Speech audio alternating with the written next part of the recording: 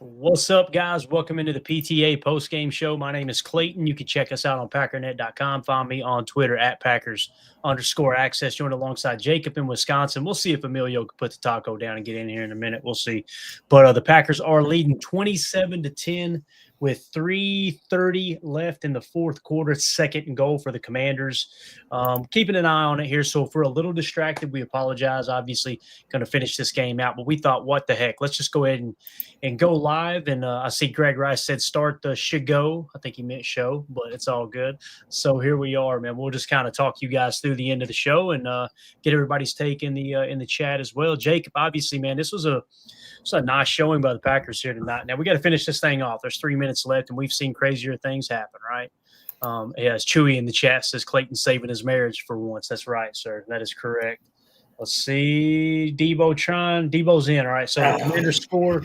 It's now 27. It's going to be 27-17 unless they go for two here. Yeah. Again, feeling pretty good about it. The Commanders only have one timeout left. Never say never, but never, right? But again, Jacob, what's your initial thoughts on how the game's gone up to this point, man? We'll just kind of get this party started. Again, guys, I apologize if we're a little distracted still watching the game as it comes down the pike here. Man, I'm on cloud nine right now. I have never in my lifetime, I'm 38 years old now, I have never felt so confident only being up by 1-2 scores in a game, watching the defense just go out there and absolutely deliver human meat missiles all over the place. I mean, these guys are absolute heat-seeking meat missiles. If you talk about Gary, if you talk about Wyatt, if you talk about LVN, if you talk about my guy Micah Parsons, obviously, you can't block him. Right now we got Baron Sorrell in there looking like as if he's going to be the next freaking great. Just got a 2-point conversion, not the best right there, but this game is pretty much wrapped up. It has been unbelievable. My guy Tucker Kraft, guys, I'm trying to tell you with as much caveat to this, I really do believe this guy is going to be a future absolute all-pro, if not an absolute Hall of Famer. Like, I really do believe that. He is the epitome of what a tight end should be. He's got over, 120 yards receiving right now, 2 touchdowns or something like that. Like, there you go. Bad mother Tucker. I mean, it's just insane right now. Every single aspect of this game, you're watching people perform at a level that I did not expect to be even possible in the whole season, let alone at this point in the season in week 2. I am on the moon. What are you thinking, Clay? Tucker Kraft is a real bright spot on this team. And I put a tweet out earlier, had 100 yards in the first half or right at 100 yards in the first half. And I said, listen, all the Tucker Kraft haters can be disappointed, but don't you dare act surprised, because we talked about this last year. We ran down the key analytics. This guy was performing like a top 3, top 5 tight end. The only difference is he wasn't getting the targets that your Brock Bowers was getting. The dude's got great hands. He's got good body control. He's, blocking isn't his strength, but it's definitely not a weakness. Right. I think he's going to be a great tight end. We got a super chat here from Biz1987. Appreciate you, buddy. He says, Nixon, love when we get there, rushing 4. Of course, Debo gets 1. Yeah, so thank you for the super chat there, Biz. And the other thing, too, Rashawn Gary sacked tonight. Once again, Micah Parsons on the sideline. Both of Gary's solo sacks so far in this early season came with Micah Parsons on the sideline. So I'm telling you, man, being able to rest those guys helps a lot as well. You were talking about Tucker Kraft here. Here's the onside kick. Hold on a second. Let's see here. Oh, God. Ontavion Wicks, by the way. What a game for him, dude. Yeah. I mean, he's only got 44 yards receiving, but, boy, every time you needed to play on third down or whatever, it seemed like he was that dude for sure. Bates points out here, Tucker Kraft, 6 receptions, 124 yards, and a touchdown. Averaged 20.7 yards per catch. Absolutely wild. We actually got, this is from our buddy Caden in the stands tonight. This was the Tucker Kraft touchdown. Let's take a listen here live from Lambeau. Yes.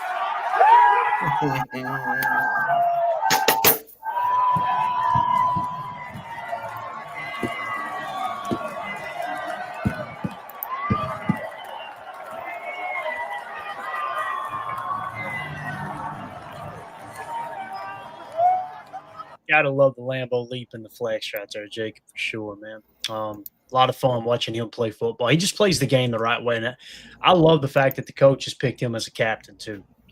He talked about it at locker cleanout last year. Hey, some stuff's got to change. We got to get better. We got to be more accountable. The vibe I got from him was like, this loss didn't hurt enough in his eyes for some of the guys. And he was going to start holding people accountable. And that's hard, man, coming from a young player. I mean, it was, his second year in the league? Or was it his rookie year last year? It was his second year, right? So, yeah, it's pretty cool when you see young players like that take ownership of the team for sure, man. No, 100%. And that was what exactly drew most of the fan base. A guy like Tucker Kraft that just drinks the workman's Gatorade every single day. He's the lung dart. He's the guy that's just sitting there with the shaved head, kind of the aw shucks freaking hillbilly guy. Get rid of it, love. And he just, I don't know how I could be more proud of this guy right now for what he's done for this team. And if you're like him, Wicks, like you talked about, Wicks was the first, I believe, 2 or 3 receptions of this game, set the tone, got everything going right the right way. This was just a team win right here, and obviously it's still not done. That's why I'm side-eyeing it right now, but it felt like a dominating win. It was the first time that I can literally tell you guys in like 30 years, legitimately in like 30 years, where I didn't have a care in the world if we didn't have the ball. The defense had it under control, bro. If you look at the way that Cooper played, the way that X played, the way that freaking Edge played, the way that Parsons played, Gary played, these guys all absolutely shined. It was almost like I've never in my life been a Packer fan and was more excited to watch defense. I was so excited to get the ball back to the defense. It was insane, dude.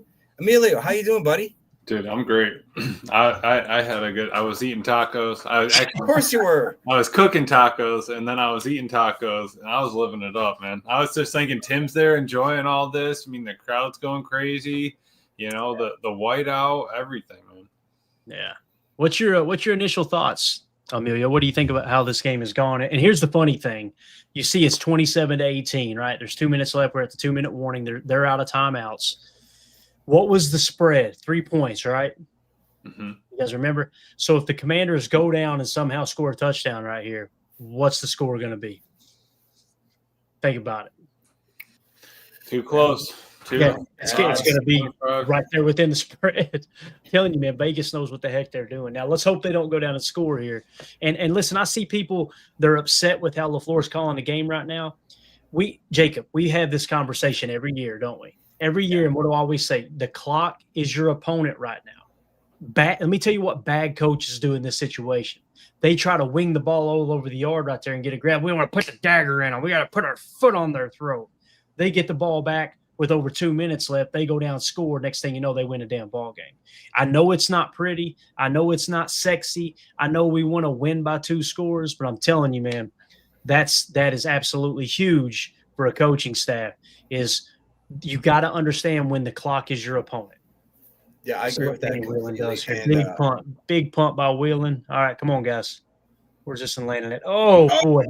He literally, it hit on the 1 and went 2 yards into the end zone. I'm telling you, man, one of the best punters I've seen in Green Bay.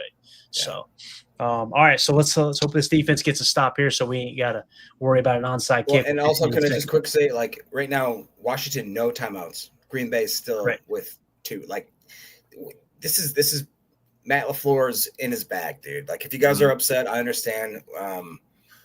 I get that, like, we want to throw the freaking dart, the kill shot kind of thing. But right now, we kind of did that just by punting them back the ball because Matt LaFleur understands that this defense right now, they can't touch us, bro. I mean, these are garbage time. Every single points that have been scored on us in this year has been garbage time where we're just basically just letting them do whatever they want to do because I'm so excited. I've never watched Emilio in your young life. You're so young. You're such a rookie. Have you ever watched a Green Bay defense and never felt like they can't stop? Like, have you ever been more impressed with the defense and thinking like, yeah, 3 and out, no problem? Think about that, Emilio. We'll get your answer. Trevor Anderson says, Google charged my super chat and didn't send it. Just type in your question, whatever your super chat was, Trevor, and we'll run it throw it down. up on the screen. Buddy, appreciate you, man. Go ahead, Emilio. No, for me, no. I have not seen a defense that moves like that with that kind of speed. And I've been pushing for keeping Quay at least this year. Let's figure out what we're gonna do. If we're gonna pay him or not. But having those two start together, the fact that we only got to see it for one starting game against the Eagles last year, it's amazing, dude. And then seeing it for 2 regular season games already this year. It's night and day. I mean, you have Cooper now that you have enough faith in where Quay can walk up and mug, and Cooper can still be that solo Mike or Will, whatever you want to call him back there, as a stack backer, still able to cover the yard, cover the back coming out the tight end, quarterback scrambling. Then you got Quay peeling off, picking up tight ends. A lot of speed front to back. Yeah. Trevor Anderson says, I think we're seeing that Nixon plays best with the pass rush. His aggressive play style. Nice bat down there by Devontae Wyatt, by the way. Come on now. His aggressive play style is susceptible to double moves, but with Jaden having no time, he can just be aggressive and is dominating. Trevor, I agree. I think Keyshawn Nixon looked really good tonight. There's a couple times he could have been flagged, but, I like the fact that the officials, for the most part, let him play through it. But I thought Keyshawn had a great game here. What do you guys think about Keyshawn tonight? I agree with that completely. I thought that, if anything, he may be one of the unsung heroes that was like a dog. Like, we all know that he could be kind of physical. Get him. And I just really do think that, like, he was one of those guys. I didn't see Nate Hobbs other than maybe one penalty where it was kind of like where you're like, I noticed him. Like Clayton always talks about, if you don't notice the DBs, that means they're doing their dang job, right? And I watched Nixon also a couple different times come up and play some run fits, and it was freaking smooth, bro. I'm not mad at a single player on this team, not one.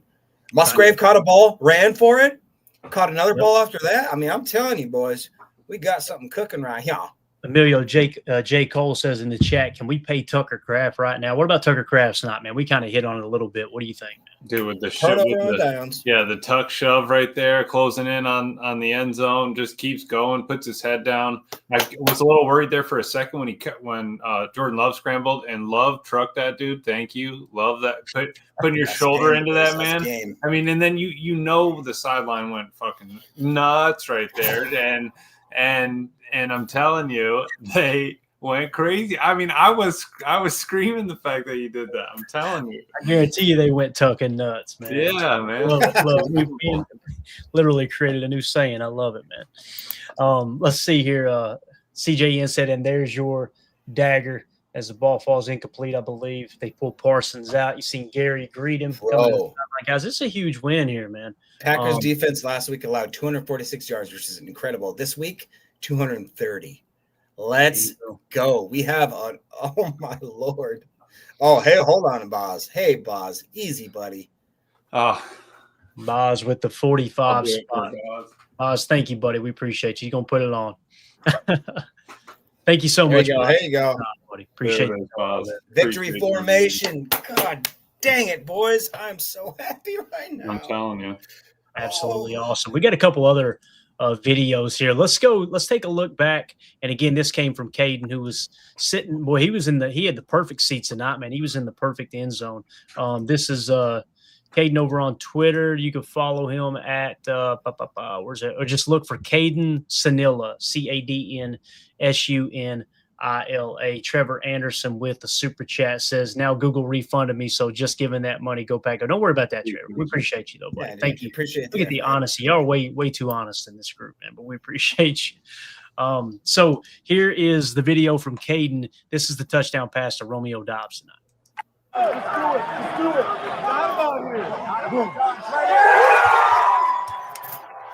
To be honest, I loved that RPO peak slant. I loved that because Jordan's turning his back to that completely when he's going to hand that off, right? All he's looking at is if that backer collapses when he hikes the ball. That dude was in the backfield by the time Jordan turned around to throw that slant. So great call, great great read, and good win on the route too there by Romeo. Yeah. How about this too? Kevin R says that wildcat play was interesting. What did y'all think about Savion and the wildcat? Dude? I freaking love it. I freaking love it. And the fact that they feel more comfortable now with him being I would think that he's our returner. It was a little interesting on punt returns because it seemed like it was multiple people throughout the game. I don't know if that was due to injury or whatever the heck that was, but you know what? Savion has found his niche on this team, and he's barely even, had a lot of preseason type stuff. So like the fact that they trust him that much is just such another. I mean, that's another guy. Like, who are you going to guard, dude? We have so many weapons. It is amazing. Mm-hmm. And as Nick McSwain said here, it was Savion. Then they did the end around to Golden, and then threw it to Tucker for the touchdown. He was so open on that too. Tucker was literally buck naked through the trailer park. And you know what's also crazy is like guys that like Nick Neiman, another guy shining on special teams. Where we talked about how we didn't have Brenton Cox, we didn't have Bo Melton, we didn't have the guy that doesn't exist. Who am I trying to think of? It was Zane Anderson. Zane Anderson wasn't there, and all of a sudden, Nick Neiman just shoots out of a freaking cannon. Where was he on that Debo return? Because right after that, I think he got upset that Debo got a long return on him, and he just stuck his neck in there each time there. Yeah, definitely. But yeah, Savion, the beautiful thing about that wildcat, like sometimes teams, what they'll do is they'll kick the wildcat quarterback in, they'll put the real quarterback out wide, and the defense ain't going to focus on that quarterback. But what they really did to maximize it was bringing Jordan Love back to make him a threat to do the throwback, to toss it to Jordan and let him throw it down the field. So that really did create an isolation play there for and even starting as quarterback and then shifting to it, you're thinking, oh, it's a normal play, we're set up, and then Jordan slides over there. They're like, oh, I got to kind of cover him, especially like you said when he loops back around. Good call. Maybe that'll open up in the future. An team's now going to overplay that, play the Savion, then you pitch it back to Love, and then maybe there's a route on the back end. But you probably won't see that until week 11. You know what I mean? It's not anything that you're setting up for next week. It's one of those long plays throughout the season. Yeah, for sure, man. Let's see here. Somebody had something in here. Where is it at? Hold on just a second. Where are you at? Everybody's asking for kicker talk now, too. Here we go. Chris the Casual Win says, Clayton, any concerns this early in the years about offense going cold for large stretches in the first two games? I don't subscribe to that, Chris. Listen, man, when you're in the middle of a game and the defense makes an adjustment and it feels like, man, the offense has really gone cold, the worst thing you can do is turn the ball over. The best thing you can do is identify, okay, that we weren't expecting that. They caught us off guard there, live to play another down, live to play another series, right? So I don't see it as them going cold, to be honest with you. I mean, Jordan Love tonight, guys, 19 of 31, 292 yards passing, 2 touchdowns. Once again, no interceptions. We were missing 2 starting offensive linemen, and we only gave up 2 sacks, right? So, again, I love the fact that you stuck with the run. 23 carries for 84 yards with the touchdown for Josh Jacobs. Early on, it didn't feel like it was working, but you kept going back to the run, kept keeping it honest. But early in the game, man, Tucker Kraft just said, you know what, let's come out the gate. Let me smack them in the mouth. 6 catches, 124, a touchdown, along with 57. He caught 6 of 7 targets there, man. And the Malik Heath 37-yard grab on the sideline. And what a snag. Yeah. So, yeah, Chris, I don't look at that like, oh, man, the offense is going cold. I look at it like the defense has made an adjustment. Now we've got to reassess the situation. And the last thing you want to do is give them great field position, turning the ball over, trying to be too aggressive in that regard. I thought to answer your question, Chris, I'm not concerned about it. And I felt like Matt LaFleur and Jordan Love, they responded perfect. How many times did you guys see Jordan Love fade back, and just sling that thing, try to throw it in the second row? That's what you got to do, man. Mm-hmm. That's what you got to do to win these games. And that first sack that he took, he had a bunch of time in the pocket. I mean, it collapsed after he was hot. I think he hopped 3 times before he even went to turn to run. So I mean, it's not like they weren't super bad sacks, but he was kind of holding it. But that's fine. You were looking for it to get open. Take that. If you're going to get intentional grounding, I mean, there's no point. Yeah. Eldegrim says less than 100 yards passing in the second half of each of the last 2 games. You were winning both games, Eldegrim. You can turn them loose. You saw what happened. How about this? How many interceptions did you throw in the second half of both those games? Which would you rather have? 200 yards passing and a turnover, or would you rather have that 100 yards? I'm telling you, man, I know I'm a boring fan. I get it, man. And it seems like I'm in the minority of, when people are like, we really need to put our foot on their throat. As soon as you get up by 2 scores and you start creeping on the backside of that third quarter It's like, all right, boys, let's key in on the play chart, even though it's 3rd and 7, or even though it's a 2nd and 8, which might predominantly call on the play sheet would suggest, hey, let's go a mid-range passing play here. Let's go to the 1st and 10 chart and run the rock. Let's go to the 1st and 10 chart with a play sheet with a short pass and just try to pick up 2 or 3, get the clock running, and just kind of keep the defense on the field as much as you can. That being too aggressive, man, that's how you lose games you should have won. And again, that's Bill Belichick 101, is understanding when the clock is your opponent.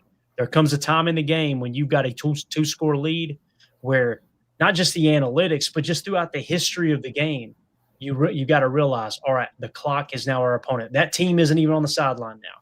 Yeah. We need to run that clock out. So that's how I see it. I just go ahead, Jacob. No. I was just honestly going to look at that too. Michael A. Smith says we win 2 games and some people want to complain. Why show more than you have to when you can put this game Bingo. away? That's the other thing, Michael. It's a great point. Is, it's like you got your foot on their throat. All right, let's get aggressive. We need to just blitz them into oblivion. If you've got the game in the bag, don't show those blitzes, right, Emilio? Don't show that extra scrape. Yep. Don't show that extra fire zone. Don't, go back to your vanilla 4-man rush and a 2-man under, and don't give the opponent anything that you're gonna run here in the near future. Right. So. Yeah, you played shell that whole time. Why would you turn it up when you have a 2-touchdown lead? Why wouldn't you make them go the length of the field? I mean, you've already seen it this year. How many times has this defense bent, and all we've given up is a field goal?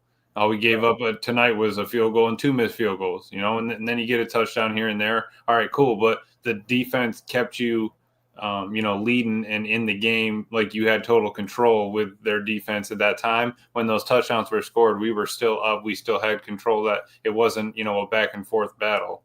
When we were running the game since I was chopping the tomatoes up, Jacob, we own this game. You know what I mean?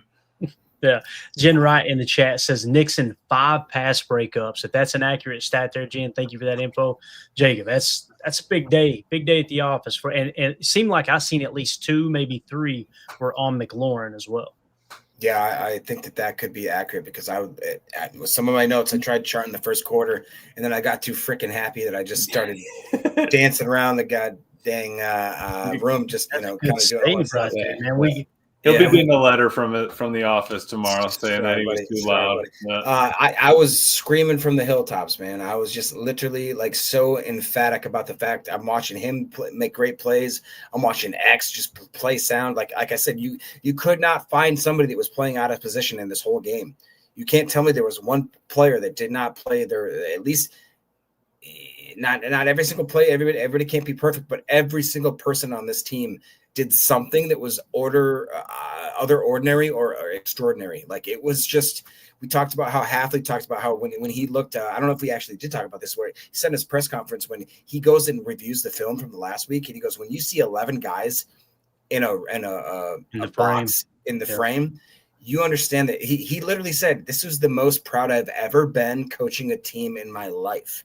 That's what he said. Amazing. And what you saw in this game as well was not 11 maybe on all single play, but there was 5, 6, 7, 8, 9, 10 players going there to the ball, not giving up on any sort of given play. Like the way that, Edgerrin Cooper, he just is seamless. He doesn't take on blocks. He just knows how to hit the angles. Quay Walker played amazing again. Our corners who, Nate Hobbs didn't hear or see anything other than maybe one penalty that I thought was kind of ticky-tacky.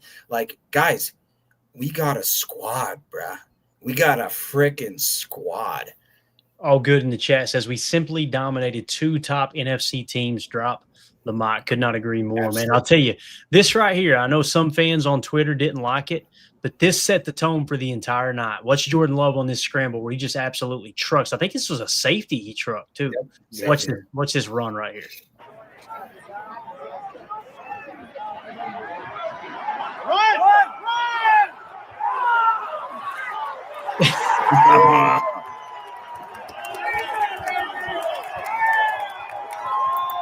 You got this sideline trucking going. I'm telling you.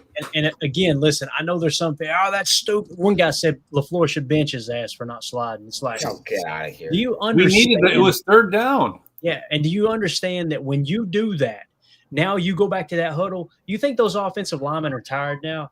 Do you think that receiver isn't going to go across the middle willing to get his head taken off because he just seen his quarterback lower his head? That stuff absolutely matters. Elder Grimm with the super chat. Thank you, buddy. He says, stat of the day, Jaden Daniels, 7 carries for 17 yards. What did I say at the pregame? I said he had 60-some last week. I said if we keep him to 30, we're in good shape. Yep. They torched it, didn't they, Elder Grimm? Yeah. Thank you for that super chat, man. That's awesome. What do y'all think about the way they handled Daniels tonight? This defense looked fast, boys, real fast. Mm-hmm. They really did. Contained him, right, Jacob? They did a little touch spy. You saw maybe Carl Brooks hanging back, let the edge rushers pin their ears back, go to town, do your thing, and then you get a spy from Coop. You get was it Micah chasing him, and Bullard came up and just clipped him, just flicked down on the right stick right there. Flipped the man over, and after that moment, Jaden Daniels just kept grabbing his knee. I don't think he liked that hit, and then he got rolled up on. Then he got folded over, and you saw his mobility just reduce as they moved that ball down there, and he got sacked there at the end. So it's just like you can contain these guys. You just have to play the long game. You can't let them break a 60-yarder right off the bat and just set the tone that he's going to do that all day. Yeah. Thank you again for that super chat, Elder. Appreciate you. What about this? Holmes MD1. These guys were on a 3-day turn, Jacob. 3 days, man. I can't even believe it, to be honest. I'm looking here at the box score. Like Mela just highlighted, Jaden Daniels, 24 42 for 200 yards, 2 touchdowns, sure. No interceptions, but he had 4 sacks taken for 21 yards, a rating of 85.4. You look at the rushing yards, though, dude. Bill got 4 carries for 17 yards. Austin Eckler, 8 for 17 yards. Jaden Daniels, 7 for 17 yards. I'm not a mathematician, but that adds up to 51 freaking yards. That's the second week in a row that I don't believe that we let a guy rush for over 70 yards total, if not 60, if I'm not mistaken. That is insane. That's got to be a Packer record somewhere in there. You look at the receptions. You got a guy like Zach Ertz, who's basically washed, has 6 receptions for 64 yards, a touchdown. Yeah, all right, we gave it to him. But the guy that we said that we had to lock down, Terry McLaurin, 5 receptions for 48 yards. That's it. Debo Samuel, the next guy up, 7 receptions, 44 yards. Nobody else did anything after that. Jacob, that's all I asked for pregame was keep it the same stats. You go ahead and put Debo at the top. That's totally fine. We bested him, Emilio. It wasn't the same. We got better. Yeah. Yeah, you want to feed that man perfect. You want Zach Ertz, Scary Terry to be second, third, perfect. Let's go. Look at this. NFL just tweeted this out. Said Devontae Wyatt tried to intercept the Spock. Watch this. We got to be careful. How awesome! Could you imagine? He about did it too. Look at the center. Like, dude, did I just get nothing? Like, unbelievable. Devontae Wyatt, man. What a guy. What a guy. Can I just say, guys, we got 1,200 plus people watching. Not sure how many are on YouTube. Just hit that like, hit that subscribe. If you guys are not Packer fans, subscribe to the Packer Total Access page. Just do it, man. Just do it. I promise you're not going to regret it. It's going to be awesome. Yeah, Goose in the chat says best part of all this is there's still a lot of room for this team to improve. I think it's very well said, Goose. Good to see you in here, buddy. What's up, Goose? Man. That's a blast from the past right there. Goose, one of the OGs for sure. Mm-hmm. So appreciate you. Yeah, no, I agree, man. There's still plenty of stuff. Emilio, Coach LaFleur is going to be able to go in there and praise the guys and, hey, y'all did great, and he's still going to have plenty of teaching tape as well, right? Absolutely.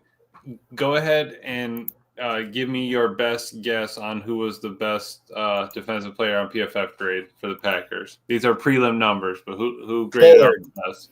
I'm going to say it's either Keyshawn Nixon, LVN, or Rashawn Gary. I'm going Bullard. Bullard and Keyshawn. Clay got it right with Keyshawn. Right now he's at 90.4. What? Yeah. But number 2 wasn't mentioned. Mr. Micah Parsons with an 89.8. 47 total snaps. So his snap count just went up. You know what I mean? They're not. It looked like they were kind of resting him, but dude was out there a lot. A lot more. Yep. Josh Martin with the super chat said, got a mini bye now, 2 games, then another bye. I'm kind of excited about sitting back on Sunday, just watching some NFL football stress-free, you know what I mean? And not feeling like I have to, like, if you guys seen the setup here on game day, and I've had people message me like, how the hell are you tweeting all this out? Bro, I've got Twitter set up 6 different windows across this huge screen, and I'm just firing them out, dude. But yeah, it's going to be nice to sit around on Sunday and enjoy the extra football. You know what I mean? So Coach Lynn says Belton did some good things. Yeah, it was kind of ugly there first, right? Like he got pulled, didn't he? After he got the hold. I didn't realize they were rotating him quite a bit. Know what they were doing? So Coach Lynn says looked like Belton got some good reps in. That's good. My favorite name of all time, Bosco Jenkins, says Jay Boldo. I agree with you, bro. He had a couple nice plays where he absolutely shot through the defense, evaded some blocks, made a tackle. I think he may even had a tackle for a loss. I am very proud of that man. You guys know that I'm a little biased there, so whatever. H.E. Soda with the super chat. This is a really good Packers team.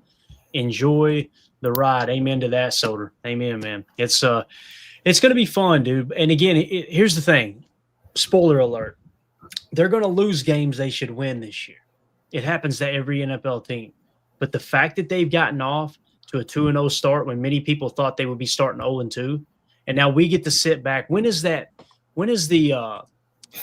Bears and the Lions game this week? I just need to know. I got to know. Let's see real quick. Sunday, so it's a 1:00 game. So 1:00 window on Sunday, we get to sit back and just bask in the glory that one of those two teams, we're either making fun of Bears fans for being 0-2 or Lions fans for being 0-2. You know how glorious that is while the Packers are 2-0. So love to see it. Yeah. Thank you, Soder, for the super chat, buddy. We appreciate you, man. Go ahead, read that, boys. Mr. Chuck Jagger says Jordan looking like he will peak at the right time. I mean, I feel like he's already shown that he's a different type of quarterback. I think that he's understanding that things come to him. He doesn't have to force stuff. And he's taken the open receiver, bro. And, there was actually a couple plays that if he would have probably connected a little more succinctly, that we'd probably be up by another 1 or 2 scores. But, hey, I'm not going to complain right here with what's going on. What about you, Emilio? Speaking of Jordan, we got him at the podium here. Let's go. Let's go. QB1. And again, guys, if you can't hear it, I apologize. We got it cranked all the way up. We'll try to fix it for y'all on the pod. Here we go. Jordan Love. Will be. And obviously, new year for us. So we got to come out and, I think more importantly for us to be able to come out and start fast in both these games and, be able to finish it with the defense coming up with, holding 2 really good offenses to, some pretty low yards and low points until the end there. It's just fun. So I think it's like I said, it's just a great way to start the season and something we just got to keep building on. They scored and kept within 17-10. You guys went out there and put together a good drive to answer. Just what was that like? What was the key to getting that done? It was one of those drives that we needed. I think we hadn't been moving the ball as well the past couple of drives, putting up points. So that was definitely a drive that we needed to regain that momentum and they go down and score, and we got to go answer. So that's what you want to see, from our offense. And I think we did a great job of doing that, going down and answering right there. Jordan, you guys were without a couple of linemen up front tonight. You still took a lot of deep shots, hit on some, especially early in the game, Kraft down the middle. What gave you that confidence to feel like you could still hit that big play and not be rushed in the pocket without a couple of you guys up front? Oh, I mean, no matter who's out there, I'm going to have confidence in those guys. And I tell those guys all the time, But I think those AB and Kennard, I think they did a great job stepping up right there. You miss Zach and Banks right there, which is, it's tough. So, I think both those guys did a great job, but we're going to have confidence in those guys. And we're going to still, stick to our game plan because we got to still go out there and be aggressive. Yeah. All right, there's QB1 at the podium, and Big B just tweeted out. You guys know Big B, Big Packers 4X on Twitter, said, "Thank you, Jerry Chance. Freaking love it." So on the Thursday night prime, they've got Micah Parsons at their, their kind of their post game setup, and evidently the fans are chanting, "Thank you, Jerry." Yeah. You think Tim started that one? No. Let's see here. He actually sent some really cool stuff over. Why don't we hit this real quick while we got a little bit of time? We'll try to get LaFleur at the podium here in a minute if he does. Just real quick, did you guys see that? According to ESPN, Barron Sorrell had a half sack. Oh, nice. That's good. Bro, let's go, dude. I could not be more excited about this team. So here was the Sterling Sharpe halftime festivities. This was Tim sending this in. Is he going to let me? He ain't going to let me go full screen. How about that? Well, that sucks. Let's get the audio version here. You guys should be able to hear. No, you can't. Okay. Here we go. Just start and shot.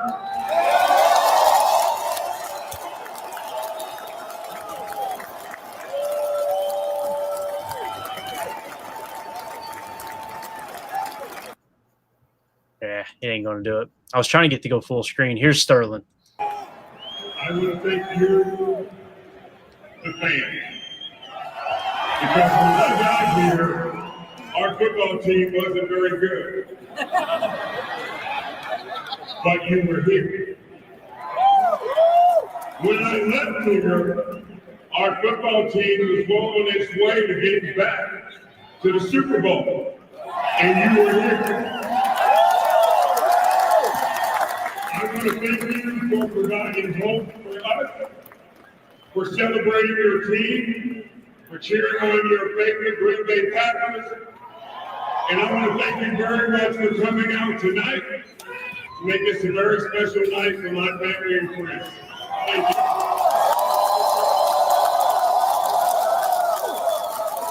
Absolutely awesome. So Sterling obviously acknowledging the fans, and it's so cool to see him getting his due finally too. So absolutely awesome. What do y'all think about that? I mean, that's I am so jealous of Tim. I didn't realize until Milo put it in the group chat where it's like, hey, Tim, you're there for the unveiling of him being wasn't it the 30th person on the Ring of Honor? I mean, This team's so talented. We're going to have another ring. You know what I mean? Like, we're going to have to double down on that thing. But what a great experience to be there. A guy that only played 7 years in the NFL still has the accolades to be there and get into not just the NFL Pro Hall of Fame, but it's weird to say that it's much more of an honor to get on the Ring of Fame of the Green Bay Packers just because of how storied that franchise is. I would put them both on the same level. That's pretty cool. Yeah, absolutely. So congratulations to him. I'm super happy. Like you said, Tim got to be there for that. The unveiling, I feel like it's just a memory to even see something like that, because that's going to be there forever now. Dude did it. But yeah, man, just congrats. Yeah. Donovan Schilling said AC joint sprain on Reed. Can somebody do me a quick Google search? What kind of recovery time are we looking there? I was worried it was going to be a broken collarbone. That's what I thought. So if we can get some information on that. Thanks for that. Appreciate you there, Donovan. What's that? It looks like Eldergrim said 2 months if no surgery, 3 with. Okay. So if there was that, I was going to ask this question earlier, if there is that sort of timeline because of the shoulder, whatever that could or couldn't be, do you try to coincide that with fixing that Jones injury? Or is the Jones injury too much of a recovery time that it wouldn't match up? Does that make sense? The Jones was, I wanted to say, like 2 to 4 months. Yeah. So that's what I'm saying is if like, hey, we know you're going to be done for like 4 to 5 weeks. Do we try to just, once you're in for a penny and for a pound kind of thing? I can see why I see where you're coming from there, Jacob. I don't know, man. I'm hoping it's not going to be as long as what they're saying there with this AC joint sprain, but yeah, he also said that's if it's a grade 3 or higher. So, we could be dealing with any one of those. So you never know. Yeah.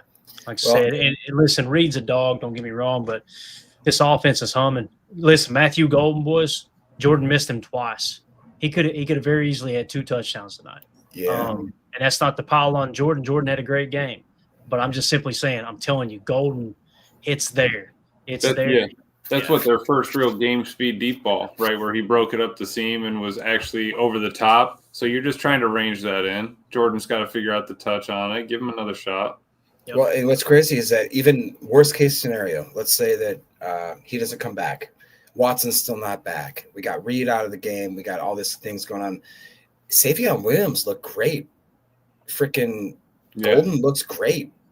Malik Heath came in out of not garbage time, but like when he had no warm up, no nothing, just casually caught like a 30-yard ball. Yeah, toe drag in it, no big deal. Just an absolute freaking stunner of a catch there. Like we talked about this going into the beginning of the season that we are so deep at the wide receiver room that, barring a catastrophic type, like Titanic, everybody's jumping off the ship type injury season, we've got the guys and the bona fides that we've got the depth chart to be able to sustain 3, 4, 5 different weeks of injuries. And, worst case scenario, if we can get through the week 5-week bye, I believe it is, or week 5 bye, we got Christian Watson coming back, dude.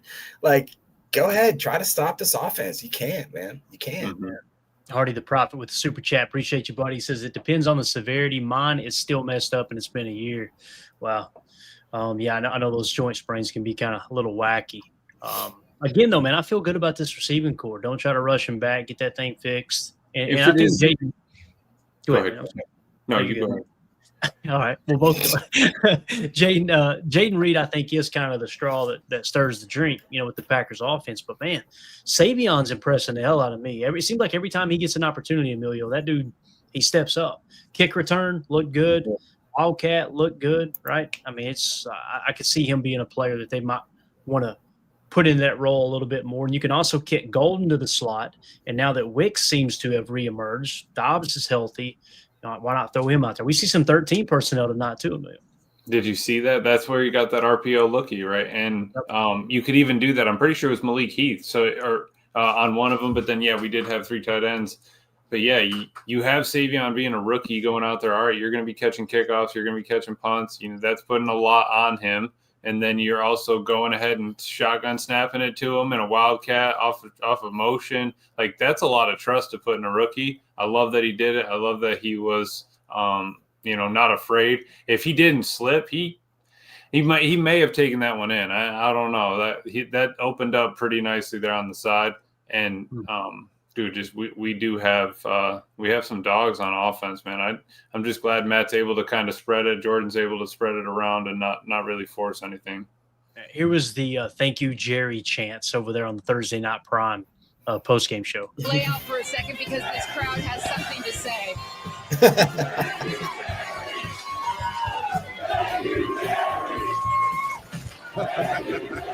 I know you guys know what they're saying. Micah sitting there not even cracking a smile, right? And then here was Micah. It says Micah is ecstatic to be on the Packers. Let's see what Micah Parsons had to say. Talk to me about the process and how much time you spent just learning the playbook and getting adjusted. Yeah, first, as soon as the trade happened, I was like, man, when you want me to come in? I'm super ecstatic. And then the second process is, are you willing to come in early? Are you willing to stay later? And I just think it's fun. When I learn new things, I get excited. When a DC comes up to me, it's like, we're excited to have you. I got so many ways I want to use you, but you got to learn this. I'm like, all right, well, hurry up. So, it just gets me excited. I'm ecstatic. And Jeff's a hell of a play caller. Love it, man. Love it. So he's happy to be in Green Bay, obviously. So Jeff Hafley got him a new toy, boys. Got him a new toy. And everybody playing great. Devontae Wyatt looks like a dog. Do you have a preliminary grade there on him? Mr. Devontae Wyatt, he had a 68 flat, 51 snaps, 11 rushes, 11 run plays, 40 rushes. His tackling grade was a 69, pass rush was a 71.9. How accurate are these initial PFF grades? Did they get revised? They do. Okay. They're in the ballpark though. I mean, I wouldn't see him. Maybe he climbs over into the 70s, but he wouldn't drop into the 50s kind of thing. Right. I can tell you how excited I am that they got Shabuzi doing the music too for NFL on Prime. You got Emilio, you know me, dude. I bet you were jamming, looking at dancing with the fire in there. Yeah. Oh my good Lord. You know what I'm saying? All night long. And by the way, we have to put his ass on a milk carton here, man. Anybody seen Rock Howard? He said commies by 10 plus. I don't know, man. Rock is old for the century in our cat, is he not, boys? Unbelievable. Oh, look at Clint. Just as you said that, man. Is he in here? Please tell me. Where is he? Oh, where's Crack Rock? Yeah. He said that before you said that. That's crazy. Two things real quick on the prelims. Carrington Valentine was our top third. It was Keyshawn Micah Carrington at 82 flat with 42 snaps. Isaiah McDuffie was fourth with 7 snaps. Guess who was fifth? Who? Only 8 snaps, but our boy, Mr. Baron Sorrell, with a 73-1. 69 tackling, 70 pass rush. He got a half sack too, bro. Yep. Jen Wright said Bullard's great. Our man Bullard is right below. Quay's at 10 with a 65-2. Javon Bullard is a 65-1. They gave him a 29-6, but a 30 for his run defense. I don't know which one that was on, but they should have given him extra points for the hit stick on Jaden. Yeah, here we got Tucker Kraft walking off the field. Let's see what he had to say. Packers fans, you guys do not disappoint. We're out here, prime time, against a playoff opponent. I mean, listen to this. There's only half the amount of people in here. You guys are the best. Go Pack, go. Green and gold all the way. Love you guys. Packers. Love this dude, man. He's a Packer through and through. I'm in love with the man, and his name is Tucker Kraft. And I don't care who knows it. And just saying, man. Sound like Buddy the Elf. I'm in love, and I don't care who knows it. By the way, man, let's get past Halloween. We're going to break out Elf. We'll be watching that on the daily for sure.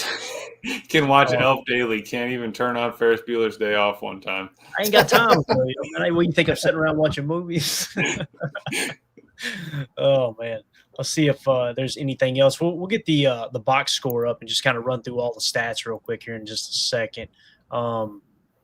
Let's see here. I'm just trying to make sure that Prime didn't do anything else. So here we go. All right. So Natty Ice did go to the podium though. But oh, he is? Okay. Let's go to that then. Let me get over there to that. So we got Matt LaFleur at the That's podium. over there just I saying. want to pat you on the butt and you poop my hand. So I don't want to pat you on the butt and you. Oh We no! got it on loop. It's loop. Let's go with lung dart Matt here. All right, here we go. Here's Matt Please. LaFleur at the podium. See if we can hear it. Off out there just competing, getting a lot of PBUs. I think he had 5. And then offensively, just it was kind of feast or famine a little bit. I mean, too many 3 and outs. And then having opportunities where, you know, for whatever reason, whether it was the call or just not executing or doing things to put us in a bad situation. But I think there's opportunities that we need to capitalize on if we want to become the team that I think we can become.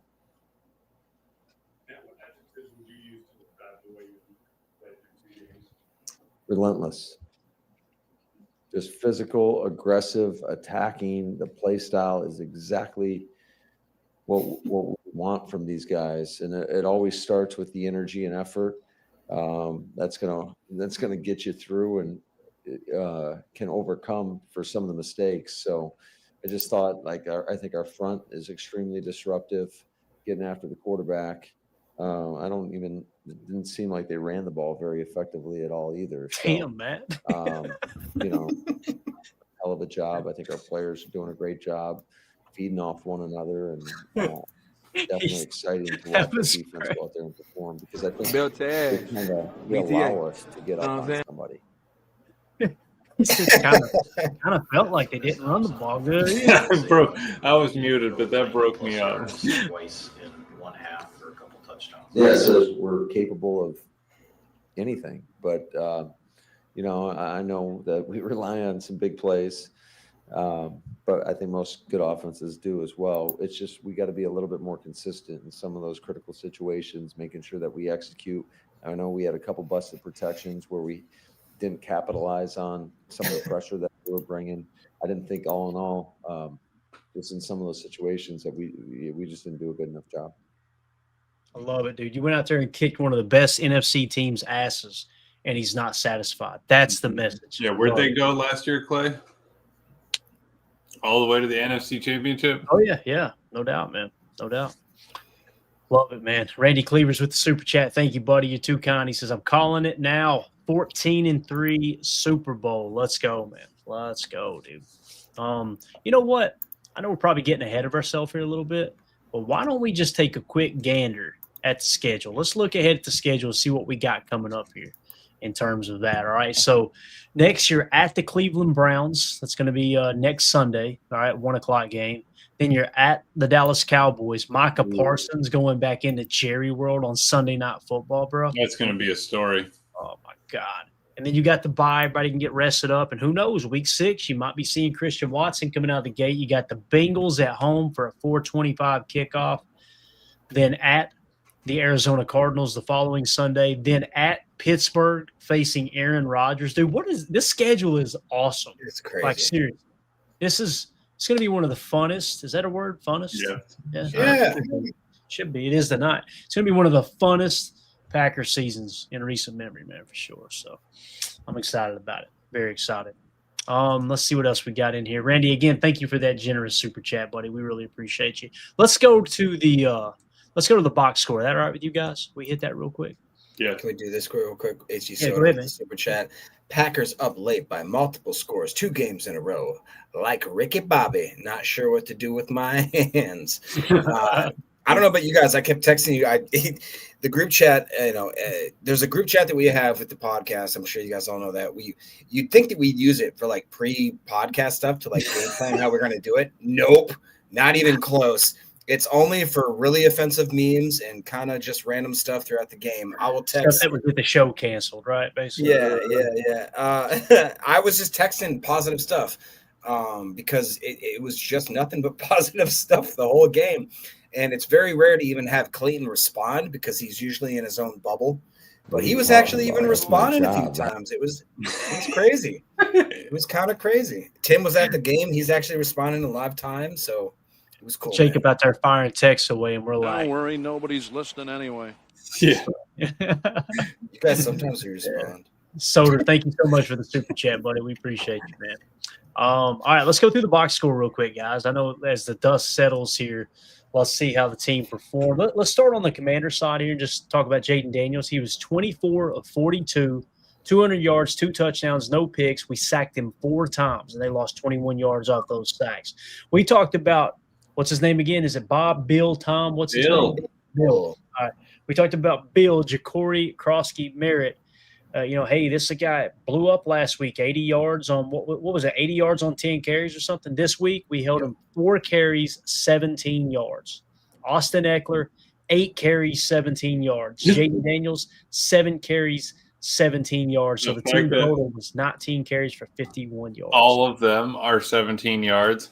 It's like we just spread it out, but nobody's allowed over 20 yards. No one's even allowed over 17 yards, okay? You guys can have a combined total just over 50. Yeah. And again, listen, thoughts and prayers out to Austin Eckler. To me and Jacob watching it live, it looked like an Achilles, probably. I could be wrong. And he's a good dude. Yeah. Tad Samocha says Eckler has an Achilles, so I'm assuming that came out. Yeah, Clay, we both watched it. I've played with guys that, like you said, just that snap is more of like an initial, just you feel something's wrong. But like you had mentioned, there's not necessarily pain. It's just like there's just something, your X's ain't connecting with the O's kind of thing. Like there's just something's wrong and you can feel it. It's hate it. Definitely. If you guys would take a quick second, hit that like button for us. It helps with the algorithm, lets other Packer fans know this show sucks, but maybe not as much as some would think it does. So we greatly appreciate that. Let's see, Terry McLaurin, he was one of those Tuesday players, right? Like, hey, look, you want to make sure he doesn't blow the game plan up for you. He had 5 catches, 48 yards on 9 targets, guys. I mean, that's pretty damn good right there. It's a pretty good job covering their best receiver. Debo ended up with 7 catches for 44 yards and a touchdown, so he kind of kept everything in front of you, only a long of 12. He did catch 7 of the 8 targets. Now let's hop over to the Packers side here. Jordan Love, 19 of 31, 292 yards passing, 2 touchdowns, no picks. He was only sacked twice for 23 yards. Josh Jacobs, 23 carries, 84 yards with the touchdown. He had a long run of 10, guys. That's a grind them out top of day there in the backfield. Look at Savion Williams, boys. 2 carries, 24 yards, averaging 12 yards a pop. Matthew Golden got a couple carries for 15 yards. Jordan Love had 3 scrambles for 12 yards. He truck sticked a safety into oblivion. So the team had 30 carries, 135 yards, and a touchdown. You'd see that and go, man, that yards per carry ain't that good. No, but when you can run the ball 30 times, you talk about controlling the time of possession. I imagine we probably won the time of possession, right, guys? I don't know if y'all have that number or not, but what do y'all think about Jordan Love's performance here before we get into the receiving core and obviously Josh Jacobs just being that bell cow tonight? Man, I mean, for him to be 19 at 31, 292, I believe that he had almost I think I text y'all around like, man, it was like 2 minutes into the second quarter. He was at like 189 yards passing. I was like, well, he just surpassed the whole last game. Yeah. And, like if this was more of a – I think it's kind of like Clayton said. It was like, we don't want to be cocky or anything like that. But I think Matt LaFleur pulled the reins back in quarter 2 because he realized, all right, we got this game kind of not under control, but we are in the driver's seat right now. And we don't want to show our cards. It was kind of like what we saw last week in week 1 with the Bears. Ryan, Clayton, many of you guys talked about how they had to show all their cards just to get to get Caleb just a few like kind of glitz and glamour, glory shots where they could show him being like, hey, this guy's an NFL quarterback, but they kind of showed their hand way too early, like to the point where it's like, well, what are you going to do next week? This week for the Packers, we were still running very vanilla game plan, in my opinion. I mean, obviously we showed a little bit here and there, but Jordan Love had 200 yards passing basically at halftime. If he wanted to ramp it up or if it became a shootout, I have no doubt in my mind that Jordan could have had over 300, maybe 400 yards passing. No problem. Yeah. Again, the biggest thing I look at there, no interceptions. Yeah. Absolutely no fumbles, no interceptions. The guy was a freaking mechanic. Let's go. What do you think? Emilio also, it looks like his QBR, Emilio, was 113.9. High score, what does that mean? Did I break it? That's a high score. Yeah, that's what we like to see. And what besides the interceptions, like Jacob was saying, 19 to 31, then you hop down there 30 carries. You split. I mean, you're down the middle 50-50 in run pass. I mean, you're not giving the defense anything to work with on that aspect of it, right? You're really spreading it out. Also, the fact that 2 of the drives were 90-plus yard drives, and you marched all the way down the field. You can buckle down and get 7 when you need to, and you sustained a long drive. That's incredible. That's that's some next level stuff from this team, and just the fact that they're still trying to play man against these receivers is kind of crazy. Like all you needed to do was put Wicks in motion, and you can throw an out route to him. Like I play all the time. That is like stealing candy from a baby. I mean, it is just like 10 yards, 10 yards, 10 yards. And the fact that, you're not going to try to get out of that or, play outside leverage. Then they even tried to switch off the man. That didn't work. Like you still beat him. It's offense is humming. Defense is looking great. Yeah. H.E. Solder with super chat. Thank you, buddy. He says, struggling to see what they need to do better as a team besides special teams. What can they do better? I got nothing. I think you're right with special teams. Need to clean it up, get that a little bit better, a little more fundamentally sound. I'll say this too. Offensive line, the run blocking to me looks kind of suspect. I don't know if you guys disagree with that. So No, I agree. maybe they can, like I said, fine tune that a little bit. But yeah, I mean, listen, I think there's still plenty to work on for sure, Solder. But I'm with you there too, man. I mean, it's you're in a good spot, man. You're in a real good spot, 2-0, and that's the toughest part of your schedule right here out of the gate. So, that's what Justin said in the chat, right? They need to have better running lanes for Jacobs. Yeah, and listen, kudos to Jacobs too, man. I mean, how many times we see him lower that head and just make a hole when there's not one there just to try to – I mean, it's real easy to just go, okay, let me tuck in behind the guard here. This is going to be no gain, and he somehow turns it into a 3-yard gain, So bounce it outside. I thought J Love was going to get a block on that one. He was going to. Yeah, I saw that too. Right? Wild, yeah. All right, receiving, Tucker Kraft led the way, 6 catches, 124 yards, and a touchdown. Dontavion Wicks, 4 catches for 44 yards. Malik Heath had that awesome grab, 1 catch for 37 yards. Luke Musgrave, couple catches for 32 yards. Romeo Dobbs, 3 catches for 28 yards and a touchdown. Chris Brooks had 3 grabs for 27 yards as well. Matthew Golden targeted twice, no catches, no yards. He very well could have had 120 yards receiving off those 2 targets, it seemed like. You know what I mean? Because that my man, I'm telling you, dude, he could have had 2 touchdown catches tonight for sure. So there's the receiving stats. Going to defense. Surprise, surprise. Edgerrin Cooper leading the way. 10 tackles, 7 solo, and a half sack. Quay Walker, 8 total, 4 solo tackles. I felt like he had a bad game, personally. Did? Yeah, Emilio, what are they showing for his PFF grades for Quay Walker? Quay was a 65-2. Okay. 70 run defense, 82 tackling, 73 pass rush, 57 coverage.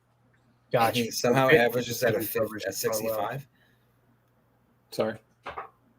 His average, or did you say it was a 65 or 67? Yeah, sorry, 65-2. Yeah. Okay. That's better than I expected, man. He got cooked by Ertz on that catch, and that's probably why he got a bad coverage grade there. But where he completely whiffed on that tackle. You got to know, man, do not let him back in. Work him to the sideline. Do not let him cut back in. Yeah, he overran it. He did overrun it. But it was also really a super, super long delayed blocking route. I mean, he was like hiding behind the tackles and then kind of leaked out. So I felt like he played the pass good in that situation. He did, yeah. Pursuit, right? Yeah. So maybe he'll continue to get better there. So again, though, 8 tackles. Javon Bullard, 5 tackles. All 5 were solo tackles. Evan Williams, 5 tackles, 2 solo. Xavier McKinney had 3 tackles. Lucas Van Ness with a tackle for a loss. Let's go. Had 3 tackles. Rashawn Gary with another sack, a tackle for a loss. Also 3 tackles there. So Gary now has, 2.5 sacks in 2 games? Mm-hmm. Absolutely awesome. Carl Brooks got him a half sack. Devontae Wyatt got a sack with a tackle for a loss, of course. Going on down, Micah Parsons got a half sack. So as it sits right now, and Barron Sorrell with a half sack as well. So how about Barron Sorrell? How many snaps you say he played, Emilio? Barron Sorrell? Barron Sorrell played 8 snaps and got a half sack. Yes, sir. How exciting is that, Jake? I can't contain my excitement. I mean, there was obviously a Cox box with going on with him not being able to play for the next 4 weeks, but you just enter Barron Sorrell, and all of a sudden we got another guy in that rotation. I was very excited with the way that Kingsley played as well. I think he had like a weird penalty that I wasn't quite excited about, but I mean, dude, there's just something going on with the fact that like it's almost both sides of the ball, offense and defense. If a certain player goes down, I'm upset about it, obviously, but I'm not worried because we have such a deep depth of rotation on almost every single. I mean, God forbid something happened to Tucker Norris. I was scratching my head thinking like, oh God, what are we gonna do? And then I thought, well, we got Ben Sims. We got Fitzpatrick. We got freaking Musgrave, who stayed on his feet for once. It's the same thing at that edge defender position. It's the same thing at safety. It's the same thing at linebacker. You know, God forbid something happens. Hopper came in for a few rounds this game. And, like, I really am impressed with what Kingsley Barry did. Even on special teams, guys. You guys see Nick Neiman, whatever you want to call him? He's all of a sudden just flashing. He's all of a sudden just a stud running down and making every single freaking play on special teams. Like, we got a team, guys. We got a freaking team.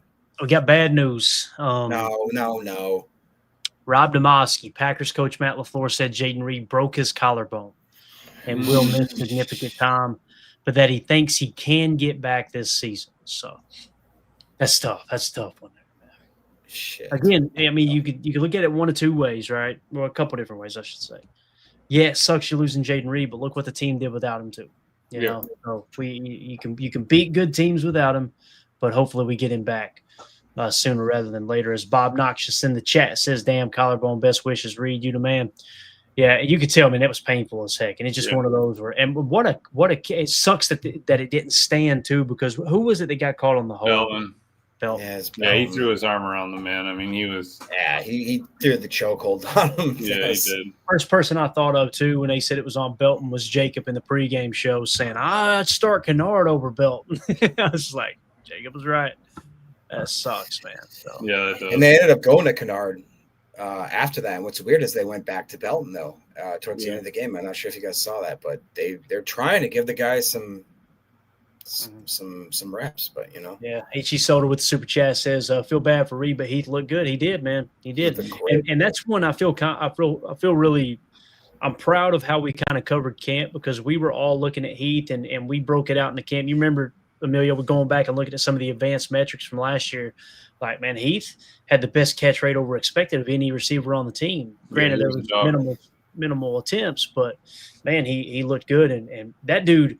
I'm telling you right now, man, game on the line, you need a strong hands catch. I wouldn't hesitate one bit to throw it to Heath. You know what I mean? Mm-hmm. Yeah, he went up there and plucked that thing, got his feet down, no problem. He's not afraid to stick his nose in there and block. He's just steady Eddie there when you need him. I think with Reed going down, you have, Rome, you got Matthew Golden. That opens up a little bit more for him. You're probably not looking to kind of move on from Rome right now. Then if you have another injury at wide receiver, so you're going to want to kind of hang on to him moving forward. And then, just spread the wealth like you've been doing. We don't have a number one. You just keep moving it around. Yeah, definitely. All right, guys, it's getting late. Hopefully we cover everything. We got the box score. We got your little press conference action, all that good stuff. We're going to end it with a soundbite here from Micah Parsons over on the NFL Prime set.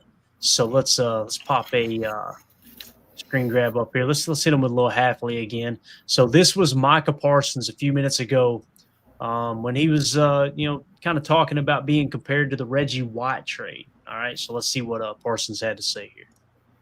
People talk about the trade comparing it to Reggie White when he came here. And you know what Reggie White did when he came here? He brought a title to town. What are your expectations for this team? What do you see this team ceiling? What can they do? I think we can do great things. But at the end of the day, as y'all know, it just goes week by week. You got to consistently put that effort, that energy every week. And then great things can happen. We can get back to that bowl. And I obviously, I don't want to compare myself to Reggie at all. He had like 70 sacks in 4 years. Like, that's like unheard of. But if I could just come close to his legacy, I'd be a very happy person. People talk about humble, dude. And I don't know if you guys noticed, too, when he's doing a celebration underneath his bicep, he's got humble tattooed on his arm. Yeah, love this dude, man. Love everything you represent. I love that he paid respect to Reggie, right? But still acknowledging, hey, let's get back to the Super Bowl, man. And and by the way, for the people that were trying to compare Michael Parsons to Reggie White, yeah, I don't know the exact statistic, but I heard multiple people talking about it. They played, I think, 12 games that season. Reggie had over 20 sacks in 12 games. That's crazy. Think about that. That was like the weird renegotiation thing that they had going on with like the league at that time. Is that what it was? Correct. Yeah, I think it was like that's insane, bro. That's insane. Yeah. I mean, you take that same average. I mean, it's essentially would that be roughly a little less than 2 sacks a game, and then you do it under 17. Could you imagine somebody having 30 sacks in a season? Like that's who Reggie White was. It's no disrespect to Micah Parsons or to dog him or anybody in the modern day NFL. Reggie White was built different. I'll never forget having Mike Wall on the show and asking him, hey, we were talking about his first training camp. Man, tell me about your first training camp. And he's like, yeah, these guys, he started rattling them off. He said, Reggie. I went, wait, you played with Reggie? He went, yeah, my first year. I went, what was that like? He went, you hit Reggie. It was a different kind of strong. He said, I struggle to explain what it was like. It was like hitting just a brick wall. Mm-hmm. Reggie was just different, man. He was. So, again, glad Micah's here. I love the fact that Micah keeps deflecting it like, hey, guys. I love that he knew the stats that Reggie had, too. Did you notice that? It's just like, I mean, that guy had, 70 sacks or whatever. Yep. This is awesome. So, yeah. Pretty cool. Anything else, boys, before we wrap up here? Anything at all? This is a fun post-game show. Good team win. Go Pack, man. 2-0. I agree. Nothing, Jacob. You good, man? No, I'm freaking fit as a fiddle. I love it, dude.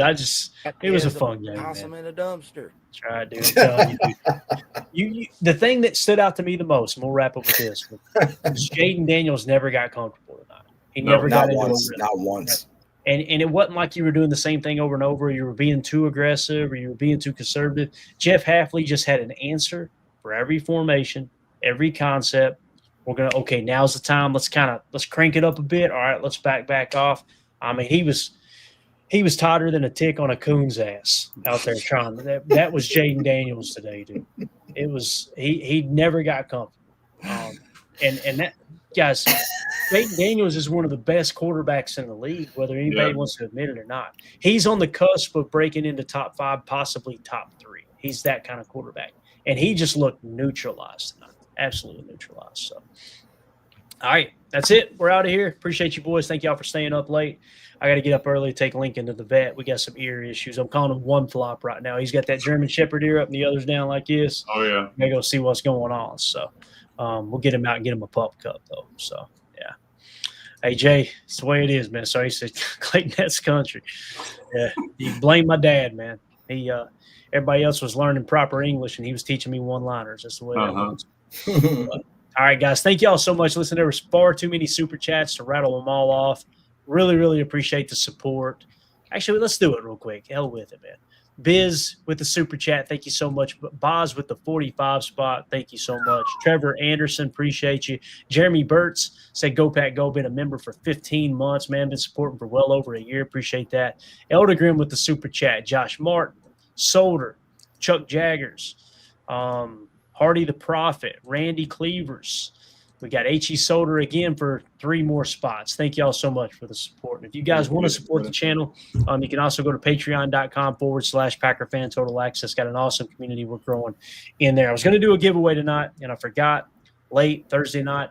we'll do one, I promise, this weekend. We typically do them on Sundays while I'm used to doing it. But we're going to be giving away another autographed Lucas Van Ness rookie card this weekend. So and a lock of my beard hair. It's going to be great, you know. Exactly right. Anybody who's a member of Patreon group of the $3 tier or anyone who's a member here on YouTube, we're just plucking memorabilia out of my stash and stuff that was being given by the not my mustache like Jacob was saying, but the stash of memorabilia we got here. It's hair from somewhere. Rick Kruger donated a bunch of stuff. Also, I should have opened it up live here. I haven't opened it up yet, but our buddy United Bates just sent over. I'm pretty sure in this right here, a giveaway we're going to be doing this year, an autographed Matthew Golden rookie card. Oh, another giveaway there. And definitely going to make another account and try to get in on there. Unbelievable. All right, guys. Thank y'all so much. Everybody have a great night. Hit that like on the way out. We'll be back tomorrow. As soon as I can get back from having Link at the vet, we'll probably do an early afternoon show, maybe a late morning show, a little Victory Friday for you boys and girls, get you ready for the weekend. So everybody have a wonderful evening. As always, let's go out and beat the change we want to see in the world, and go Pack Go. Here we go. Bye, guys.